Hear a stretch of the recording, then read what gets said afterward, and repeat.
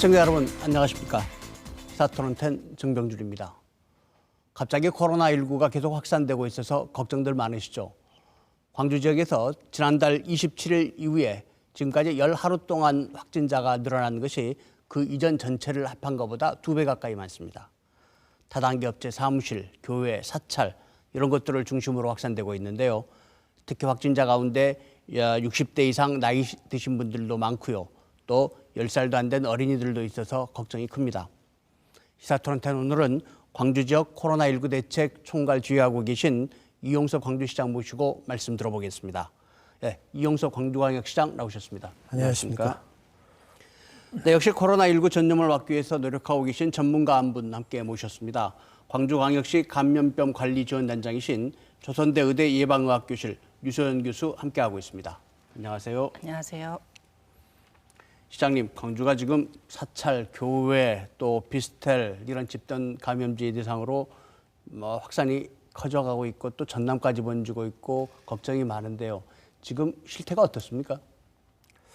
오늘 현재 우리 광주시의 총 누적 확진자는 121명입니다.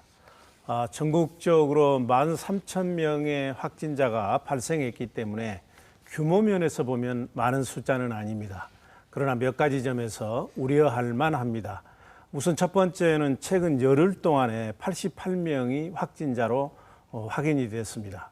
그러니까 지난 5개월 동안에 발생된 확진자가 33명이었는데 불과 열흘 만에 2배 이상 늘었다. 물론 거기에는 이제 2명의 해외 입국자가 있기는 합니다만 86명입니다. 그런 점에서 우려스럽고, 두 번째는 실은 대구 경우에는 신천지 대구교회 예배라고 하는 단일 감염원이 있었습니다만 우리는 지금 물론 단일 감염원을 찾아가고는 있지만 감염 경로가 매우 다양합니다. 말씀하신 것처럼 사찰, 교회, 다단계 방문업체, 그리고 요양원, 병원, 그리고 또 이분들이 많은 곳을 방문했기 때문에 지역사회 감염 확산 우려가 매우 커지고 있는 것도 문제라고 생각됩니다.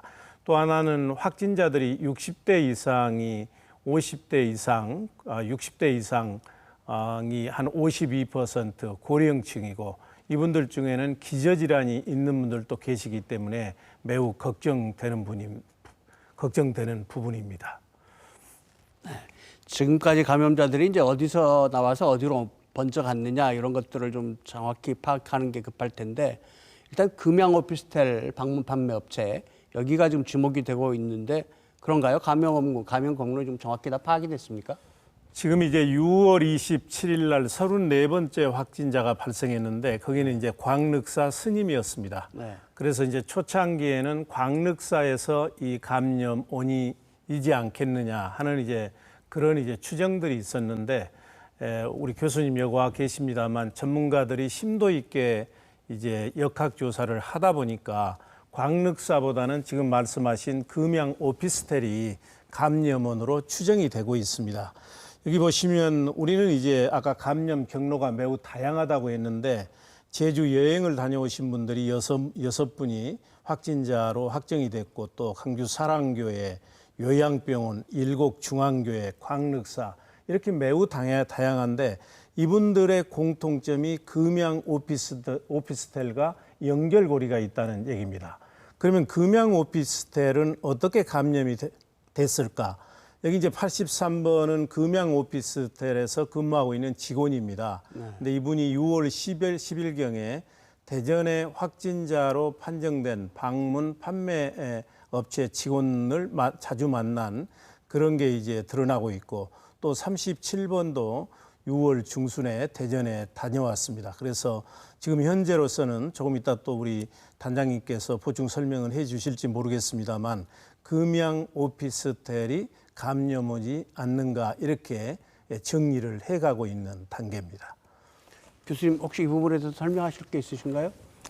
네, 일단은 시장님이 말씀하신 것처럼 그 방문 판매 업체가 최초 광주 발생의 시초였다라고는 보여지고요. 근데 거기에서 그 오피스텔을 이용하시는 분이 또 다른 집단하고의 연결 때문에 거기에서 파생이 돼서 요양원과 그다음에 교회, 그다음에 이제 다양한 집단들로 지금 확산이 되고 있는 상황입니다. 네. 시장님 또 모두에도 말씀하셨습니다만 또 어린 학생들이 이번에 감염자가 좀 나와서 걱정이 큰데요. 일단 초등학교, 미취학 아동 이런 애들도 있는데 학교나 어린이집 지금 어떻게 조치하고 계십니까? 지금 어린이집 유아가 2명이 확진자로 밝혀졌습니다. 그래서 현재 모든 강주에 있는 어린이집은 7월 6일 어제부터 2주간 휴원 조치를 했습니다. 그리고 모든 유치원에 대해서도 7월 17일까지 원격 수업으로 진행을 합니다. 그리고 일동초등학교에서도 한 학생이 확진자로 발생이 됐는데 일동초등학교는 확진자로 발생된 7월 5일부터 7월 19일간 2주간 이제 원격 수업으로 전환을 했고요. 그리고 북구에 있는 전체 초등학교, 중학교, 고등학교는 7월 12일까지 등교를 중지하고 이게 원격 수업으로 전환을 했습니다. 그렇다면 북구 이외에 다른 지역에 있는 학교는 어떻게 하느냐? 그래서 초등학교는 3분의 1만 등교를 하고 3분의 2는 원격 수업으로 초등학교는 초중등학교는 그렇게 정했고요. 고등학교 경우에는 3분의 2가 등교하고 3분의 1은 원격 수업하도록 그렇게 했습니다. 그럼 이제 학생들이 학교를 가지 않고 집에 가다 보면 아무래도 다중이용시설인 PC방이랄지 노래방이랄지 게임방이랄지 이런 곳을 가게 되고 자칫 이게 감염원이 될 수 있기 때문에 강주시가 교육청 그리고 경찰청 유관기관과 함께 이 기간 동안에 철저하게 단속을 할 것입니다. 네. 광주시를 중심으로 또 유관기관들 또 광주 시민들 다 모두 다 대책을 세우고 또 걱정을 하고 있는데 이런 상황에서 어젯밤에 그 자가격리 대상자가 이탈자가 생겼다고요? 그렇습니다. 이제 118번 확진자인데 이번은 이제 혼자 사시는 분이에요. 네. 일용 노동을 하시는 분인데 어제 저녁 11시경에 이제 확진자로 판정이 됐습니다. 이제 병원으로 이송하겠습니다. 이렇게 얘기를 했더니만 나는 도저히 병원에 입원할 형편이 안 된다. 죽어버리겠다. 이렇게 하시면서 이 핸드폰을 꺼버리고 이제 주거에서 이탈을 한 겁니다. 그래서 어제 경찰청이 새벽까지 조사를 했는데도 발견을 못했어요. 여러 가지 추적 끝에 10시간 만에 이분을 찾아내서 지금은 병원으로 이송을 했습니다. 이분이 왜 이렇게 시장님께서 직접 접촉을 안 하셨겠지만 이렇게까지 그 병원으로 가는 걸 거부한 이유가 있었을까요? 이분이 이제 발견된 곳이 본인이 노동을 제공하는 현장이었습니다. 네. 그리고 그때 사유료는 나에게는 내가 이제 돈을 벌어서 부양해야 할 가족이 있기 때문에 지금 입원할 수 없다 이렇게 얘기를 했는데 지금 현재 제가 확인된 바로는 결혼도 안 하고 혼자라고 그럽니다. 그래서 이분 더 조사를 해봐야 될 것 같습니다. 정부 차원에서 이렇게 이탈하신 분들은 좀 조치를 하실 계획들을 가지고 계시죠? 이분은 이분이 만약 그 시간대에 나가서 새로운 분을 만났다든지 그랬을 경우에는 감염될 우려가 매우 크지 않습니까? 그리고 또 자가격리 중에 확진자로 판정이 됐는데 이러한 원칙을 어겼기 때문에 바로 고발 조치할 것입니다. 공동체를 위해서 개인적인 불편들이 좀 있으시겠지만 다들 어려운 상황이니까 확진자로 결정되신 분들 다른 분들에게 감염되지 않도록 좀 노력해 주셨으면 좋겠습니다. 유 교수님, 네. 지금 광주 지역에서 퍼지고 있는 이 바이러스가 수도권, 대전도 마찬가지입니다만 예전과 다른 GH그룹이라고 그렇게 나왔습니다. 이게 전파력이 예전 SV그룹 이런 거보다 6배나 높다고 하는데 그렇습니까? 네, 어제 발표된 걸로는 그렇습니다. 그러니까 우리나라에서 발생한 코로나 감염에서 초기의 환자들에서 발견된 바이러스의 유형은 S와 V 그룹이었고요. 그다음에 5월 이후에 이태원발 이후에 현재까지 확산되고 있는 코로나는 GH 그룹이라고 하는 겁니다. 이 GH 그룹은 S 그룹에서의 유전자 변이에 의해서 발생한 것이고, 그다음에 인체 세포하고의 접촉 결합이 더 용이하기 때문에 훨씬 더 전파력이 강하고 이제 6배의 전파력을 갖고 있다라고 이야기를 하고 있는데요. 현재 광주에서 유행하고 있는 바이러스 군이 이제 GH군이라는 거죠. 그렇다고 보면 현재 발생하는 환자에서 전파될 수 있는 속도가 매우 높을 수 있다라고 하는 거를 이제 염려할 수 있는 거고, 그러한 부분을 이제 막기 위해서는 이제 최대한의 전파가 되지 않도록 하는 전파 과정의 차단이나 아니면 오지 않도록 하는 어떤 방역이라고 하는 부분이 굉장히 중요하다라고 생각을 합니다. 굉장히 여기서 한 전파력이 가지 좀 덧붙이고 싶은 게, 일부 이제 그 보도를 보면 강주의 확산세가 대구보다 더 빠르다 이런 보도들이 있습니다. 물론 이제 지금 말씀하신 것처럼 GH형이 당초 S형보다 전파력이 빠르고 강한 건 사실인 것 같습니다. 그렇지만 강주의 지금 확산세가 대구보다 빠르다 하는 것은 이것은 좀 잘못된 것이다. 무슨 얘기냐면 금년 2월 18일 날 대구에서 한 명이 첫 확진자가 나오고 나서 10일 만에 1,300명이 늘었습니다. 그런데 우리의 경우에는 34번이 나오고 오늘이 열 하루째거든요. 그런데 88명이기 때문에 그 바이러스가 전파력이 빠르고 속도도 빠르지만 그래도 우리의 방역 체계 내에서 제대로 관리가 되고 있기 때문에 전파 속도는 대구하고 비해서 훨씬 이 관리가 되고 있다는 그런 말씀을 드리고 싶습니다. 지금 광주 상황은 우리 방역 체계 내에서 관리가 가능한 상황이다. 관리가 되고 있다. 네, 다행이군요. 유 교수님 계속 질문 좀 드려보겠습니다. 근데 이제 이 바이러스의 전파 속도에 관심들이 많은데 최근에 그 뉴욕타임즈 보도를 인용 보도한 것들을 보면은 코로나19가 공기 중에도 전파 가능하다 이런 전문가들의 주장이 있다 이런 보도가 있거든요. 네. 또 어떻게 보고 계십니까?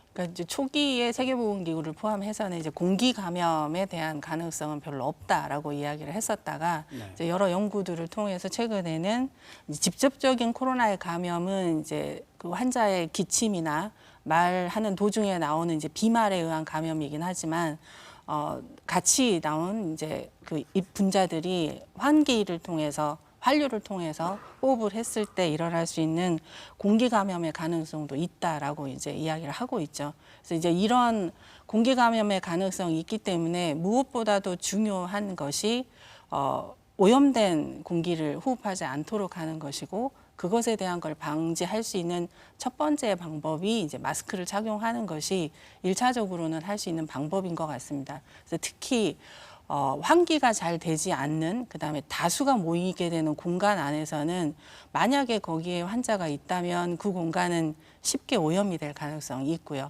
그런 곳에서 마스크도 하지 않은 상황에서 자유로이 대화를 하거나 활동을 하게 됐을 때 감염이 될 위험이 높기 때문에 그런 부분에 대한 수칙들을 이제 지키는 것, 더더군다나 그래서 실내에서의 마스크의 착용의 중요성, 이게 이제 또 부각이 될 수 있다라고 생각을 하고요. 그다음에 환기하고 관련된 부분에서 이제 가능한 자연 환기이고, 강제 환기를 시키는 경우에서는 배출한 공기가 다시 들어가지 않도록 하는 그런 부분의 환기 시스템이 중요하다라고 생각을 합니다. 그다음에 최근에는 이제 그 자외선이라고 하는 게 바이러스를 살균하는데 이제 효과가 있다라고 이야기를 하고 있어서 여러 가지 것들을 반영한 이제 생활에서의 방역 부분을 할 수 있게끔 하는 게 필요할 것 같습니다. 혹시 이제 공기 중으로 전파될 가능성이 있다 하더라도 어떤 생활 수칙 같은 것들은 지금 하고 있는 것들을 좀 그대로 잘하면 도움이 많이 될 수 있겠네요. 마스크를 쓰고 또 환기도 하고 이런 얘기들. 그렇죠. 네. 자, 그런데 지금 수도권하고 광주가 굉장히 심각하다 이렇게 지금 평가들을 하고 있는데 다른 지역 상황은 어떻습니까? 다른 지역은 다 전파가 이제 차단이 됐습니까? 그렇지는 않습니다. 앞서 시장님이 말씀하셨다시피 우리나라의 경우 어제 일자로, 그러니까 오늘 0시 기준으로 해서 한 13,000여 명이고요. 네. 어제 확진자가 44명입니다. 그중에 반은 해외 유입이고 반은 지역 감염인 거고요.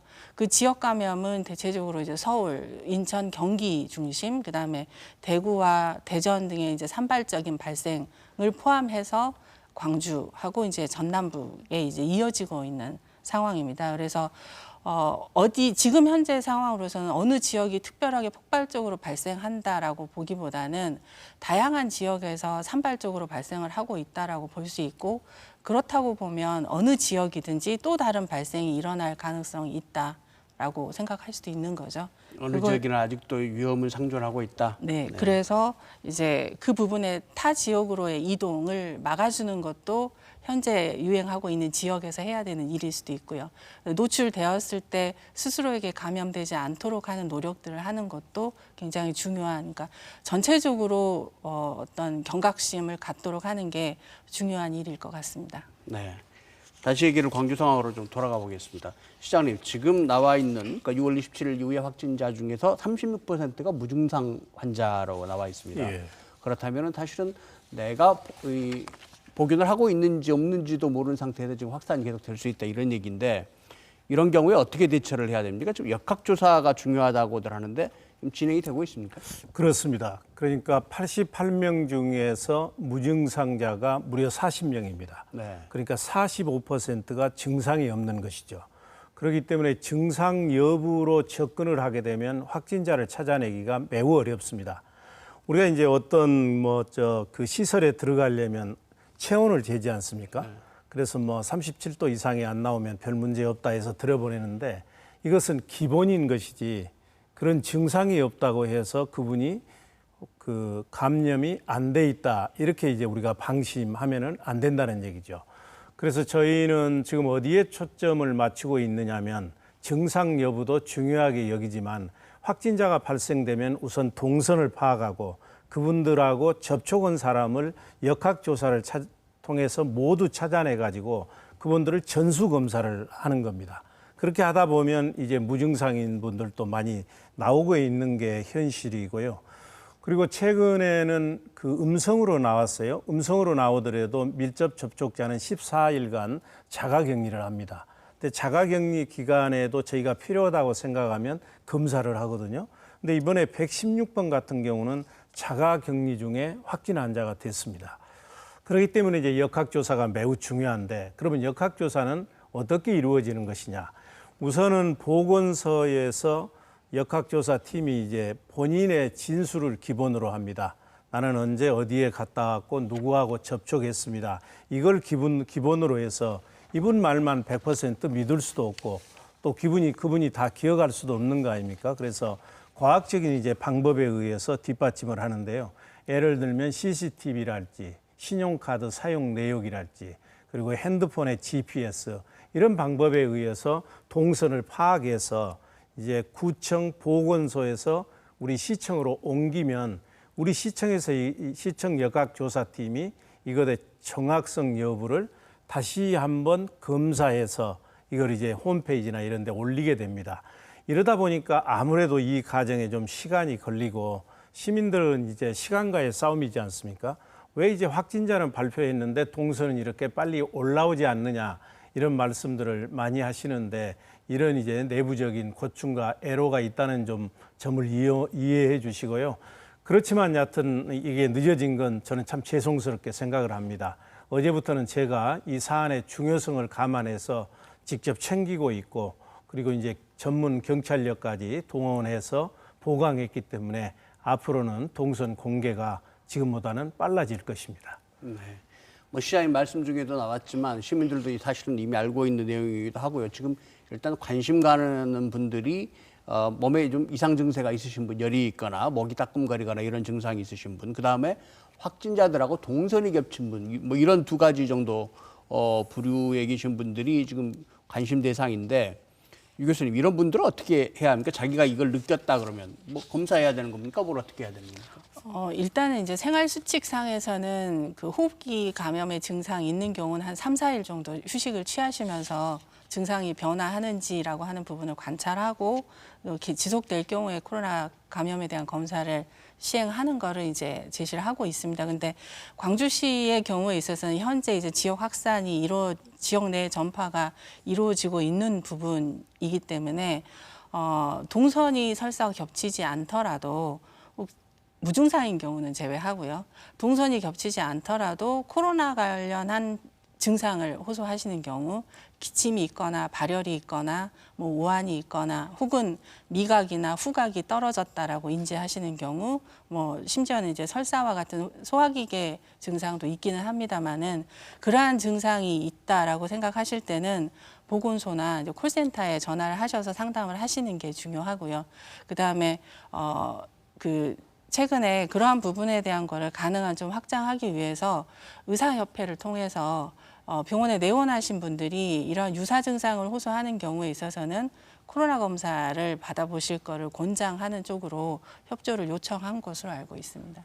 스스로 뭔가 좀 의심스럽다 하면 제일 먼저 콜센터 뭐 전화해서 상의를 하는 거, 이게 제일 먼저 급하군요. 그래서 일단은 가능하면 이제 지금은 그러한 유사 증상이 있는 경우에 검사를 받으시도록 유도를 하는 걸로 콜센터에서 그렇게 유도를 하는 걸로. 네. 네, 그렇군요. 근데 또 역으로 생각하면 이런 궁금증도 있습니다. 이제 무증상인 분들이 또 많으니까 무증상인 분들이 지금 전국적으로 36%, 아마 시장님께서는 광주시는 한 44% 이렇게 말씀하셨는데 이분들 검사해도 결과가 정확하게 나옵니까? 지금 진단 검사 통해서? 이제 무증상이어도 감염이 확진이 되는 경우들이 있는 거죠. 이제 하지만 이 코로나 감염은 감염이 된 즉시 검사의 양성으로 나오는 것은 아닙니다. 감염이 돼서 바이러스가 이제 배양 내지는 증폭이 돼서 진단이 되기까지의 시간이 더 필요할 수 있고요. 그다음에 감염이 막 돼서 증상이 나올 때까지 소요되는 시간도 있습니다. 소위 이제 잠복기라고 하는 건데요. 그러한 시기에 검사가 이루어졌다면 검사에서는 음성이 나올 겁니다. 대신에 그러한 분들은 이제 자가격리나 능동감시 대상자로 구분이 되는 상황이고 그분들은 일상생활을 하시는 게 아니라 이제 격리된 상황에서의 2주의 유지가 되어야 되는 거죠. 그 상황에서 증상이 변화할 경우에 다시 검사를 통해서 확인하는 과정이 필요합니다. 그래서 검사의 잘못이라기보다는 질병의 진행 경과 과정에서 나타나는 결과라고 생각하시는 게 좋을 것 같습니다. 그런 분들이 이제 최초 검사는 음성인데 나중에 시간이 지나면 양성이 됐다, 뭐 이렇게 나오는 분들이 이제 방금 유 교수님 말씀하신 그런 분들이거든요. 네, 그래서 이제 어제 발생한 116번 환자의 경우도 최초에 검사했을 때는 음성이었다가 이제 집에서 자가격리 기간 동안에 증상이 발현이 돼서 재검사를 한 경우이고요. 요양원에 노출되었던 이제 입소자나 종사자들 경우에도 최초 환자 발견 이후에 음성이 나왔다가 이제 그 관리 도중에 양전이 돼서 확진자로 판정이 된 경우들이 있습니다. 그런 경우라고 보시면 되겠습니다. 요즘 걱정하는 시민들이 검사에 대해서 관심이 많으니까 질문 하나 더 드리겠습니다. 시장님, 지금 시민들 중에서는 말이죠, 내가 좀 의심스럽다, 나 좀 검사를 빨리 받고 싶다, 이런 분들도 있거든요. 근데 그렇습니다. 이제 실제로 확진자하고 접촉한 루트가 나오지 않으면 보건소가 잘 안 해준다, 이런 얘기도 있는데 이거 어떻게 해야 됩니까? 예, 그렇습니다. 현재는 그러니까 감염의 우려나 소지가 있는 분부터 우선적으로 해드려야 되지 않겠습니까? 왜 그러냐면 우리 강주시가 금년에 검사한 건수가 얼마냐면 42,000건입니다. 그리고 6월 27일 우리가 문제된 그때 이후에 한 11,000건을 했거든요. 그렇기 때문에 가장 시급하고 감염됐을 확률이 높은 분부터 하는 건 맞는 것이죠. 그래서 우선은 해외에 다녀왔다든지 그렇지 않으면 확진자와 접촉을 했거나 동선이 일치하는 경우 이 두 가지에 해당되지는 않지만 의사가 볼 때, 전문가가 볼 때 이거는 진단을 받아보는 게 좋겠다 하는 경우에는 이제 정부가 지원해서 본인이 부담하지 않고 이제 검사를 우선적으로 받도록 하고 있습니다. 그렇지 않고 지금 말씀하신 것처럼 내가 요즘 몸도 뿌듯하고 또 아이들도 만나야 되기 때문에 예비로 한번 감염이 됐는지 안 됐는지 한번 받아봐야 되겠다 해서 민간 병원에 가서 민간 검사 기관에서 받을 수 있는데 이런 경우에는 본인이 이제 15만 원 내지 20만 원 부담을 해야 되고 본인이 보험에 가입했으면 약관에 따라서 혜택은 받을 수가 있습니다. 방금 시장님 말씀하시는데 지금 올해 검사한 것만 42,000건. 42,000건. 또 뭐 확진자도 120명 이렇게 되니까 여기 의료진들도 지금 굉장히 힘들겠어요, 사실은. 그러니까 의료진들이 밤낮 없이 주말 없이 날을 셉니다. 그래서 2교대, 3교대로 하고 있거든요. 그래서 저 같은 경우에는 예를 들면 새벽 2시나 3시에 우리 담당 원장이 전화 오면 가슴이 섬뜩섬뜩합니다. 오늘 또 시장님 오늘 또 몇 사람 나왔습니다. 이런 보고일 경우가 많거든요. 그래서 우리 의료진들의 고생이 헌신이 매우 많습니다. 현장에서 고생하는 의료진들은 또 의료진대로 고생을 하지만 시장님께서는 또 이 의료진들에 대한 대책도 좀 잘 세워 주셔야 될 것 같은데 의료진 확보 좀 어떻게 준비하고 계십니까? 지금 현재 저희는 실은 4월 1일부터 한 80여 일 동안 지역 감염이 발생을 하지 않았습니다. 그러다가 갑작스럽게 늘어나기 때문에 병상도 부족 현상이 나타나고 의료진도 부족 현상이 나타납니다. 그래서 병상의 경우에는 이제 호남권 병상을 공동으로 쓰기로 해서 지금 활용을 하고 있고요. 그리고 중대본에서 질병관리본부에서 의사, 간호사도 지금 지원을 해주고 있습니다. 현재는 뭐 현장에서 고생을 하고 계시지만 예. 무리 없이 운영은 지속되고 있다. 그렇습니다. 다행이군요. 자, 열하루 동안 새 확진 환자들이 대폭 늘었는데 이 중에 53%가 60대 이상이다.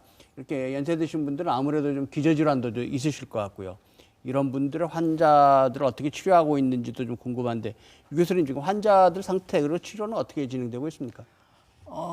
지금 현재 이제 입원 격리되어 있는 분들은 88분이고요. 이 중에 질병의 위중도 분류로 해서 그러니까 중증에 해당이 되시는 분은 현재는 한 분이십니다. 근데 네. 특별하게 아직 외우가 심각하거나 뭐 염려될 정도의 상황은 아니다라고 이제 이야기는 하고 있는데요. 근데 이제 무엇보다도 중요한 건 앞서 말씀하셨다시피 고령인 경우가 전체 발생하는 환자의 절반 정도가 되고 이분들일수록 진행 경과상에서 그 중증이나 위중으로 진행될 확률이 훨씬 높아지는 부분입니다. 그래서 그런 부분에서 현재의 상황이 앞으로의 상황을 그대로 가지는 않는 거기 때문에 그 부분에 대한 준비하고 특별하게 중증의 환자들을 치료할 수 있는 병상의 확보가 가장 중요하다고 볼 수 있습니다. 그래서 지금 초기에는 이제 병상이 아주 여유가 있을 때는 발생한 환자에 대해서 비어있는 병상들로 이송을 했었지만 최근에 환자가 지속적으로 발생을 하면서부터는 또 코로나는 하루 이틀 입원해서 끝나는 게 아니기 때문에 그래서 병상의 회전이라고 하는 부분이 상당히 낮을 수 있습니다. 그래서 현재 이제 발생한 초기에 파악된 정보를 이용해서 질병의 증상 유무나 연세 이런 부분들을 고려한 위중도를 평가해서 좀 가볍게 볼 수 있는 경우는 전남북의 의료원을 이용을 하고 있고요. 증상이 있고 좀 치료적인 접근, 지역에서 가까운 치료적인 접근을 해야 되는 경우는 빛고울 전남대병원, 그다음에 이제 중증에 해당이 되거나 아니면 빠질 가능성이 있으신 분들은 이제 전남대와 조선대의 국격 음압병상 쪽으로 이송을 하고 있는 그런 나름의 로직을 가지고 이송을 하고 있습니다. 네. 지금 중증이신 분이 한 분인데 그렇게 뭐 크게 걱정할 정도의 어려운 상황은 아니다.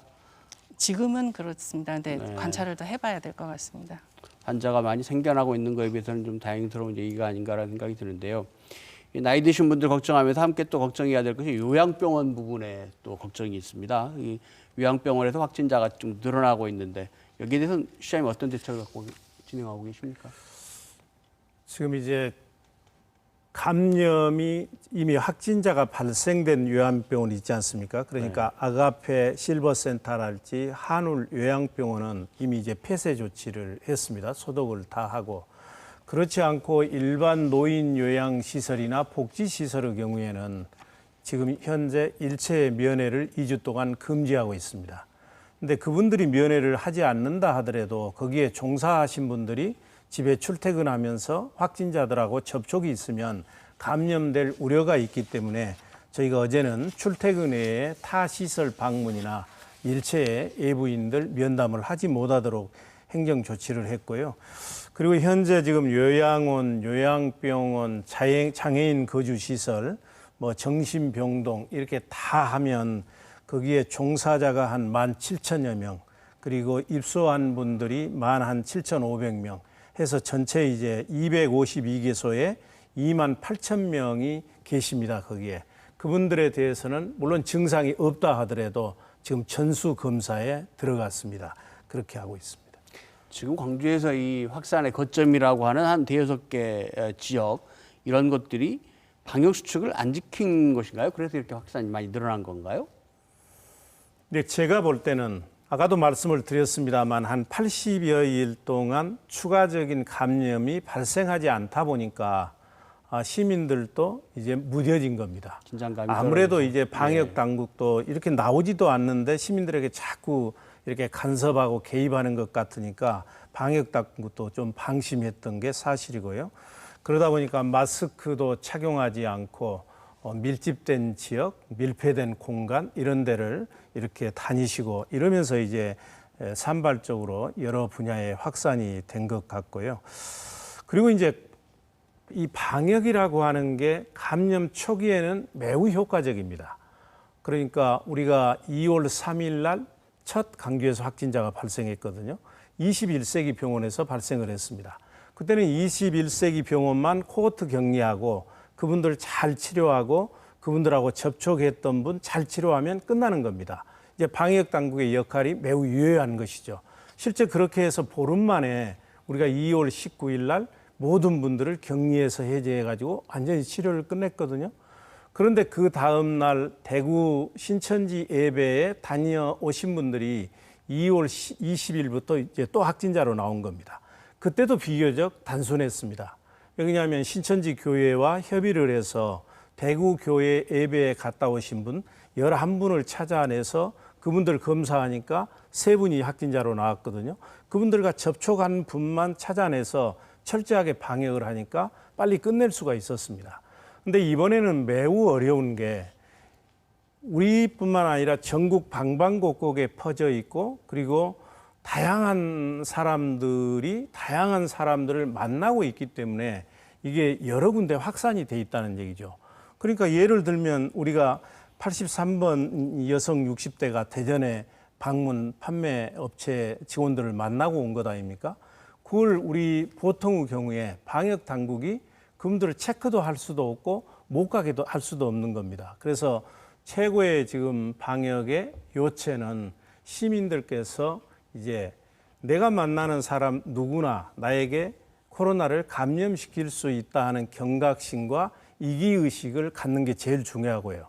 근데 그게 지난 한 80여 일 동안 무너지다 보니까 이런 사태가 갔고, 그래서 제가 볼 때는 1단계의 그 생활 속의 거리두기, 정상적인 생활을 하면서 이걸 차단하는 게 한계가 있다고 판단을 한 겁니다. 그래서 2단계로 격상해서 이제 50인 이상의 실내 모임, 그리고 이제 100인 이상의 야외 모임은 못하도록 이렇게 이제 조치를 하고 있는 것이죠.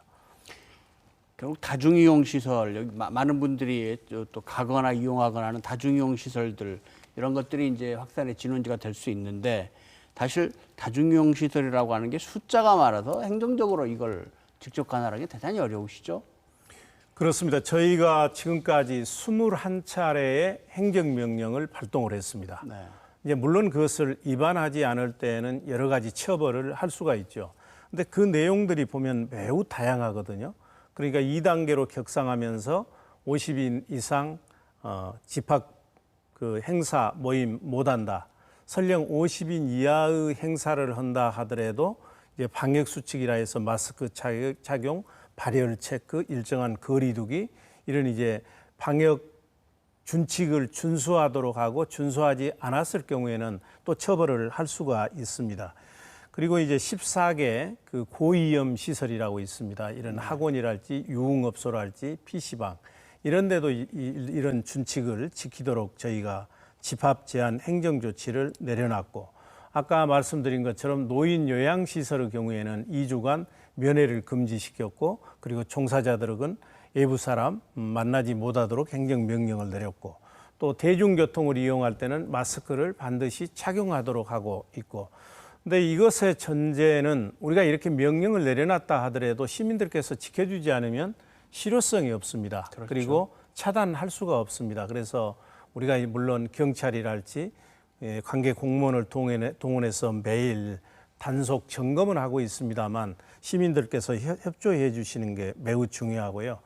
이런 의미에서 이제 확진자들이 자기들의 동선이나 접촉자를 밝혀주는 게 매우 중요합니다. 우리가 이번에도 아까 말씀드렸던 금양 오피스텔이 최초의 감염원이 될 수 있다. 여기까지 잠정적인 결론을 뽑아오는 과정까지 어려웠던 게 이제 진술을 거부하는 겁니다. 그리고 금양 오피스텔을 다녀오신 분이 나는 그 시간에 산책했다 이렇게 얘기를 하시고 나는 전혀 대전을 다녀온 적이 없다. 이러다 보니까 우리 역학조사단에서 CCTV나 아니면 여러 가지 증거에 의해서 그걸 밝혀내기까지 많은 시간이 걸린 거죠. 그래서 지금은 불간용의 원칙에 따라서 광주 공동체를 지키기 위해서 허위 진술했다든지 비협조적인 사항에 대해서는 일벌 백계 하겠다는 게 저희 뜻이고요.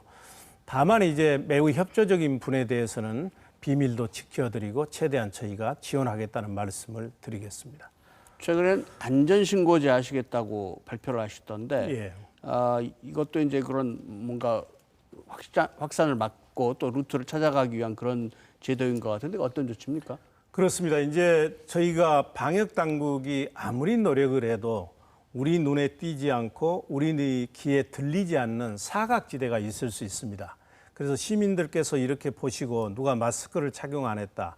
어떤 업소에는 갔더니만 마스크 착용 안 하고 여러 가지 그 감염이 될 수 있는 그런 미비한 시설이 있더라. 이런 걸 하면 이제 안전신문고에 가시든지 안 그러면 저희 홈페이지에 오시면 신고하는欄이 있습니다. 그러면 저희는 그 내용을 보고 즉각 시정할 것이고 또 좋은 의견을 보내주신 분에 대해서는 별도로 이렇게 저희가 포상도 할 생각입니다. 그런데 이 지역 사회가 지금 이렇게 그 전염병 확산의 위기에 들어 있는데 뭐 단속, 그다음에 신고 이런 걸로 해결해야 되겠습니까? 우리 시민들이 좀 적극적으로 함께 전염병 확산을 막기 위해서 노력을 해야 되지 않을까 생각을 합니다. 현재 단계가 사회적 거리두기 2단계 지금 진행하고 있는데 혹시 이 단계를 더 높이실 생각도 있으신가요? 이제 SNS를 통해서 저에게 댓글을 보내주신 분들 중에 보면 상당히 많은 분들이 3단계로 격상하자 이런 의견을 보내주고 계십니다. 물론 이제 너무 신중을 기하다가 이게 골든 타임을 놓치게 되면 대구처럼 걷잡을 수 없는 상황에 이를 수 있습니다. 그렇지만 반면에 이렇게 총으로 진압할 수 있는 걸 대포를 쏘게 되면 또 지역사회가 황폐화된다든지 지역 경제나 또 많은 시민들이 피해를 볼 수 있습니다. 그래서 그 타이밍을 잘 잡는 게 매우 중요하다. 저는 그렇게 생각을 하고요. 그래서 얼마 전에 민간 공동 대책위원회 회의를 했습니다. 여기는 우리 유 단장님도 포함해서 전문가들이 계시거든요. 여기에서 내린 결론은 우선 3일 연속 복수의 확진자가 나오는 경우, 그러니까 10명 이상 나오는 경우죠. 이런 경우. 또 하나는 전문가들이 판단할 때 그렇게 3일 동안 복수가 아니라 두 자리 숫자죠. 두 자리 숫자에 확진자가 나오지 않다 하더라도 방역 당국이 관리할 수 있는 범위를 넘어섰다고 판단하면 그때는 이제 3단계로 가도록 하겠습니다. 그렇지만 지금 이제 산발적으로 이것저것에서 확진자가 뭐 6명도 나오고 7명도 나오고 오늘은 어떻게 될지 모르겠습니다만 그렇게 나오고 있지만 지금은 방역 당국의 방역 시스템 체계 속에서 이루어지고 있기 때문에 여기에서 최대한 노력해서 하여튼 3단계 가지 않고 제압하도록 최선을 다하겠습니다. 그냥 내버려두면 전염병이 확산되고 저기 사회적 거리두기 단계를 높이면 또 시민 생활이 불편해지고 그렇습니다. 사실은 적절한 지점을 찾는데 상당히 어려움이 있으실 것 같습니다. 시장의 조치에 대한 얘기를 좀 많이 들었고요. 이제 치료에 대한 얘기 우리 교수님하고 좀 해보겠습니다. 최근에 관심을 끌고 있는 약이 렘데시비르 이런 약이 있는데 오늘 발표된 거 보니까 전국에 15개 병원에 지금 공급했다. 질본이 이렇게 발표를 했거든요. 광주에서도 지금 이 약을 쓰고 있습니까? 그리고 치료 효과가 있는 약입니까? 어떻습니까? 이제 람데시비르라는 약은 이제 에볼라 바이러스 감염을 위해서 이제 개발이 되는 이제 약물입니다. 그래서 이게 이제 치료제로 개발이 되기까지 필요한 안정성하고 관련된 실험이 이제 이루어진 상태인 거죠. 그런데 현재 코로나19는 코로나19에 관련된 특별한 바이러스 제재가 없기 때문에 다른 치료제로 개발된 것이 혹시 코로나에도 효과가 있는지에 대한 부분들을 점검하면서 이제 새로운 신약의 개발을 같이 병행을 하고 있는데요. 이 람데시비르도 그러한 일종에서 이제 유용이 되는 부분입니다. 그래서 현재 광주에서는 전남대학병원에서 어제 제가 확인한 걸로는 전남대학병원에 입원하신 분 중에 4분, 그다음에 조선대학병원에 입원하신 분 중에 4분, 총 8명이 이제 이 람데시비르에 대한 투약을 진행을 하고 있는 걸로 알고 있습니다. 아, 그래요? 네. 치료 효과를 좀 기대해도 될까요? 일단은 이제 뭐 기존에 국내는 현재 이제 적용을 하고 있는 상황이고요.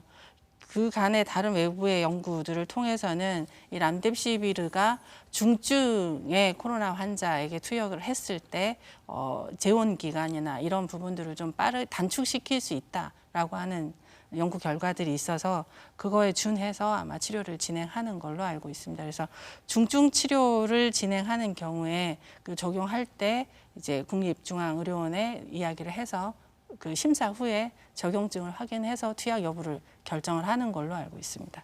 지금 세계적으로 사실은 치료제 백신 개발하느라고 굉장히 애들 쓰고 있는데 뭔가 좀 잘 안 된 것 같은데 완치자들의 혈장을 공여받는 좀 이런 조치들도 진행되고 있습니다. 이것도 네네. 아마 치료제 개발 때문이죠.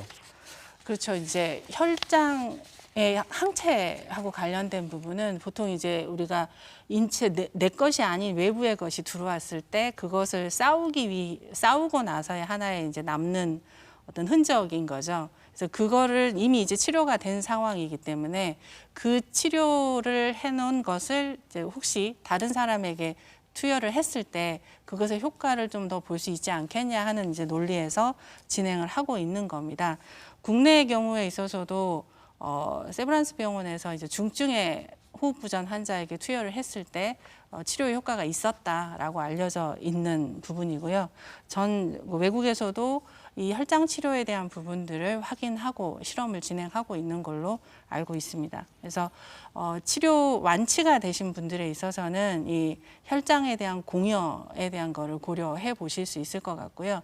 왜냐하면 그것이 그 많은 혈액에서의 농축이 되어야지 항체를 충분히 확보할 수 있기 때문에 많은 분들이 혈장 공여에 참여해 주시는 게 필요할 것 같습니다. 근데 우리나라의 경우는 현재는 7월 2일 현재 270여 명이 공여하시겠다고 약속을 하신 상태고 그중에 한 109명이 이미 이제 혈장을 공여하신 걸로 알고 있습니다. 그래서 이 혈장 공여에 대한 하실 수 있는 분들의 조건들이 있기 때문에 그러한 부분들을 확인하시고 할 수 있는 부분에 대한 콜센터에 문의하셔서 진행을 해주시면 좋을 것 같습니다. 혈장을 공여받아서 치료를 하는 방법이 뭐 효과가 있기는 한데 근데 사실은 뭐 이 혈장을 공여받는 걸 숫자를 무한정 받을 수도 없는 거고요. 이 수요만큼 많이 공여할 수 있는 조건을 갖춘 분들이 많지도 않으실 것 그렇죠? 근데 지금 이제 혈장 공여를 하실 수 있는 분의 조건은 기준은 만 18세 이상 64세 이하에 해당이 되신 분들이고요. 그다음에 완치나 격리 해제가 된 14일 이상이 경과되신 분들입니다. 그래서 그분들에서 혈장을 가지고 그걸 그대로 쓰는 건 아니고 다시 희석을 하거나 훨씬 더 확장을 할 수는 있기 때문에 어찌됐건 많은 분들이 참여를 해주시면 이 혈장 치료에 대한 접근을 훨씬 더 용이하게 할 수 있을 거라고 생각을 합니다. 네. 그리고 말이죠. 이게 뭐 우리 지역 주민들뿐만이 아니라 온 세계 사람들이 기다리고 있는 건데 이게 치료제 백신 언제쯤 나올까요? 어떻게 보십니까? 글쎄요. 지금 현재 많은 뭐 국가와 제약회사 등을 비롯해서 치료제하고 백신 개발에 연구를 하고 있는 걸로 알고 있고요. 예방 백신 같은 경우는 이제 뭐 미국의 회사 등에서 올 여름부터 3상 시험을 병행하면서 내년 상반기에 생산을 목표로 진행을 한다라고 이야기를 하고 있습니다. 근데 어찌됐건 실험의 결과를 가지고 평가할 수밖에 없는 거고요. 많은 전문가들이 백신의 개발에서의 안정성이나 효과를 평가하기 위해서는 12개월에서 18개월 이상의 시간이 소요된다라고 이야기를 하고 있기 때문에 그게 상용화되기까지는 상당 부분 시간이 앞으로는 더 필요하다라고 하는 거고 그 전까지 우리가 할 수 있는 백신은 생활 안에서의 여러 가지 접촉을 피하기 위한 노력 이게 가장 중요하고 효과적인 백신일 거라고 생각을 합니다. 네. 지금 확진자가 들어가고 걱정이 태산인데 또 한쪽에서는 올 가을 겨울 되면 더 늘어날 거다. 제2차. 사실은 뭐 1차가 줄어들었는지도 잘 알 수도 없는데 2차 확산이 될 거다. 이런 걱정들도 있습니다. 시장님 여기에 대해서 좀 대비를 하고 계신가요? 어떠신가요? 이제 많은 분들이 이제 조금 시간이 지나면 코로나19는 종식될 것이고 우리는 그러면 옛날 생활로 돌아갈 수 있을 것이다 이렇게 생각하는 분들이 계신 것 같습니다. 그러나 이제 전문가들은 코로나19 이전과 이후에 세상은 엄청나게 바뀔 것이다. 시민들의 삶의 영역도 크게 달라질 것이다. 이렇게 얘기를 합니다. 이미 우리가 경험했다시피 2003년에 사스가 왔고 2009년에는 신종 플루가 왔고 2015년은 메르스가 왔지 않습니까? 그래서 이제 감염병은 항상 우리 옆에 존재한다. 그런 인식으로 저희가 이제 대비를 하고 있다는 말씀을 드리고요. 그래서 저희는 이제 물론 지금이 코로나19로 어렵기도 하지만 감염병 관리 지원단도 운영하고 있고 민간 대책위원회도 운영하고 있고 이번에 이제 그 코로나19 사태를 보면서 우리에게 가장 필요한 게 의료시설입니다. 그래서 조선대학에 지금 권역별 감염 전문 병원을 건립하고 있습니다. 이게 2023년까지 예산 한 446억 원을 들여서 36개 음압병상을 만들고 있고요. 그리고 우리하고 대전, 울산만 시립의료원이 없습니다. 그래서 시립의료원을 250병상으로 건설을 하고 있는데 이게 정부의 이제 절차가 복잡합니다. 예비 타당성 면제 조사를 받아야 되는데 이걸 받으면 매우 어려움이 있습니다. 그래서 저번에 총리 내려오셨을 때 예비 조사 면제 대상에서 제외해달라고 요구를 했고 이런 대비책을 지금 강구하고 있다는 말씀을 드리겠습니다. 네. 광주시에 여러 가지 현안이 많으신데 이 큰 어려운 문제 닥쳐서 시장님 고생 많으신데 앞으로도 좀 잘 우리 공동체를 코로나19 같은 전염병에서 막을 수 있도록 노력해 주셨으면 좋겠습니다. 예. 네, 오늘 토론 감사합니다. 감사합니다. 감사합니다. 네, 지금까지 나온 몇 가지 거점으로 코로나19 확산이 차단되느냐 아니면 계속 확산되느냐의 여부는 우리 시민들이 생활규칙을 얼마나 잘 지키느냐에 달려 있을 거라고 생각합니다. 밖으로 나갈 때 마스크 꼭 챙기시고요. 여러 가지 모임들 좀 자제하시면서 이 어려운 상황 우리 공동체가 함께 잘 극복했으면 좋겠습니다. 시사토론 10 오늘 순서에서 마치겠습니다. 다음 주 화요일 시간에 다시 찾아뵙겠습니다. 안녕히 계십시오.